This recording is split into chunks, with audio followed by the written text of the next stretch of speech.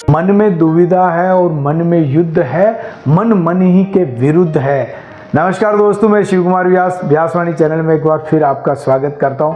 दोस्तों, संसार के किसी भी विश्व युद्ध में इतना संघर्ष नहीं होता जितना हमारा मुट्ठी भर हृदय में होता है, और ये संघर्ष होने का कारण है हमारी दुविधा, किम कर्तव्य विमूढ़, असमंजस की स्थिति, डबल माइंड होना। आपको पता है, सड़क पे सबसे ज़्यादा मौत गिलहरी की होती है। इस कारण से होती है कि वो सड़क पार करना चाहती है, फिर रुकती है, कंफ्यूज होती है, आगे जाती है, पीछे जाती है, इस कारण से उसकी मृत्यु हो जाती है। जीवन में ये स्थिति भी हमारे साथ कई बार घटित हो जाती है कि हम ऐसे दोराहे पे खड़े हो जाते हैं जीवन में, जहाँ फैसला नहीं कर पाते कि ये करना चाहिए या ये करना चाहिए। हमारे सामने बहुत सारे विकल्प हो जाते हैं, और जहाँ जितने विकल्प होते हैं उतनी ही दुविधा बहुत ज़्यादा बढ़ जाती है। तो असमंजस की स्थिति बहुत ही खतरनाक होती है। एक प्रकार का ये नकारात्मक विचार होता है, विकार होता है।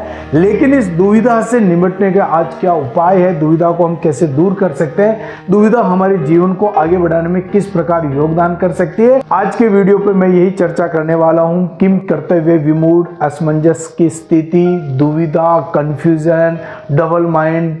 और दोस्तों, ये कहना चाहता हूँ, इस वीडियो को पूरा देख ले, आप भी दुविधा में न रहें, और इस वीडियो को तुरंत लाइक, शेयर, कमेंट कर दें और अपने साथियों के साथ जरूर फॉरवर्ड कर दें। दोस्तों, 4 अंधे व्यक्ति कहीं जा रहे थे। अंधे में एक आदमी था, उसकी पत्नी थी, उसकी माँ थी और पत्नी की माँ थी। ये 4 लोग कहीं जा रहे थे और 4 ही पूर्ण रूप से अंधे थे। रास्ते में उनको 7 आंखें मिली तो 2 तो आदमी ने अपने लिए ले ली और 2 पत्नी को दे दी, वो देखने लग गए, और 1 अपनी माँ को दे दी और 1 अपनी पत्नी को माँ को दे दी। 6 आंखें वितरित हो गए। अब 1 आंख उनके पास बची हुई रह गई। अब वो असमंजस की स्थिति में पड़ गए, दुविधा में पड़ गए कि ये 1 आंख है, ये किसको दी जाए। यदि वो अपनी माँ को देता है तो पत्नी नाराज हो सकती है कि मेरी माँ को यह आंख क्यों नहीं दी, और यदि वो पत्नी की माँ को देता है तो माँ का प्यार, दुलार और माँ के प्रति जो समर्पण की भावना है उस पर प्रश्न चिन्ह लग सकता है। तो वो इतने कंफ्यूजन में हो गया है कि वो आंख अब किसको दी जाए। ये असमंजस की स्थिति जीवन में हमारे साथ भी कई ना कई बार होती है कि हम तय नहीं कर पाते कि हमें कौन सा रास्ता चुनना चाहिए, किधर जाना चाहिए। इस कहानी का अंत में, इस वीडियो के अंत में बताने वाला हूँ। तब तक आप अपना विचार सोच के रखें कि ये आंख अपनी माँ को देनी चाहिए थी या पत्नी की माँ को देनी चाहिए थी। दोस्तों, इंसान का सबसे बड़ा दुश्मन मूर्खता नहीं होता है, बल्कि उसके ज्ञानी होने का भ्रम होता है। दुविधा हमारे विवेक की कसौटी होती है। दुविधा हमें कार्य करने की प्रेरणा देती है। मन में दुविधा नहीं है तो नई रचना भी संभव नहीं हो सकती है। दुविधा हमें बेहतर से बेहतर और बेहतर बनाती है। दुविधा अधिक मेहनत की प्रेरणा देती है। दुविधा का तात्पर्य है बहुत सारे विकल्प, और जरूरी नहीं कि सारे विकल्प गलत ही हो, और ये भी जरूरी नहीं है कि सारे विकल्प भी सही हो। इसलिए दुविधा केवल नकारात्मक विकार या नकारात्मक विचार ही नहीं है, दुविधा एक सकारात्मक विकार भी है। दुविधा मतलब असमंजस की स्थिति। अत्यधिक दुविधा होने पर मन को सदैव शांत रखें, तुरंत निर्णय लें, ज़्यादा देर तक निर्णय को नहीं टालें।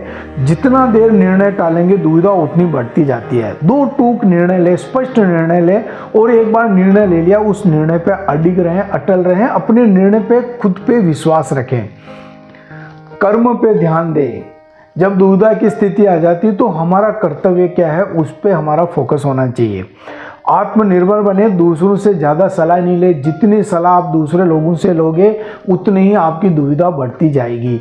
तो खुद के आत्मविश्वास के अनुसार, अपने मन के संकल्प शक्ति के अनुसार अपना निर्णय लें, और उस निर्णय पे अपनी शंकाओं को गलत साबित करने का साहस जुटाएं।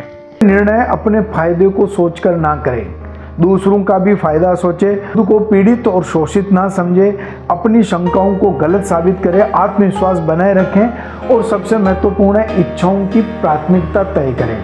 दोस्तों, दुविधा में सबसे ज़्यादा हम फंसते हैं। इसका कारण ये होता है कि हमारी जो इच्छाएं हैं उनकी प्राथमिकताएं हम तय नहीं कर पाते हैं, कि हमें प्रायोरिटी एक लिस्ट बनी होनी चाहिए। यदि हमारी प्रायोरिटी तय है तो दुविधा आने का प्रश्न ही पैदा नहीं होता है। कभी दुविधा जैसी स्थिति नहीं आए, इसलिए अपनी तार्किक सोच को बढ़ाएं, सकारात्मक सोच को आगे बढ़ाएं, अपने विवेक को ज़्यादा मजबूत बनाएं, विवेकशील बने, विवेकवान बने। दोस्तों, जो जितनी सुविधा में रहता है वो उतनी ही दुविधा में रहता है। इसलिए जीवन में सुविधाएं कम करें, विकल्प के रास्ते कम रखें, अपना लक्ष्य सीधा रखें, सपाट रखें। दुविधा हमें जीवन में सिखाने के लिए आती है, हमें मजबूत बनाने के लिए आती है, हमारे विवेक की कसौटी कसने के लिए आती है। इसलिए इनसे सीखते रहें, आगे बढ़ते रहें। तो दोस्तों, जो कहानी मैंने मिसिंग आई आपको सुनाई थी, उसका जो सारांश है, उसका निर्णय यह है कि उसे 2 आंखें अपनी माँ को देनी चाहिए, 2 पत्नी की माँ को और 2 पत्नी को देनी चाहिए और 1 आंख अपने पास रखनी चाहिए। क्योंकि सदैव अपने स्वार्थ को लेके ही किसी निर्णय को यदि हम सोचते हैं तो हम दुविधा में पड़ते हैं। यदि हम दूसरों को ज़्यादा देने का प्रयास करते हैं तो समस्या अपने आप हल हो जाती है। व्यक्तित्व विकास और व्यक्तित्व निर्माण की वीडियो देखने के लिए देखते रहे व्यासवाणी। बहुत बहुत धन्यवाद।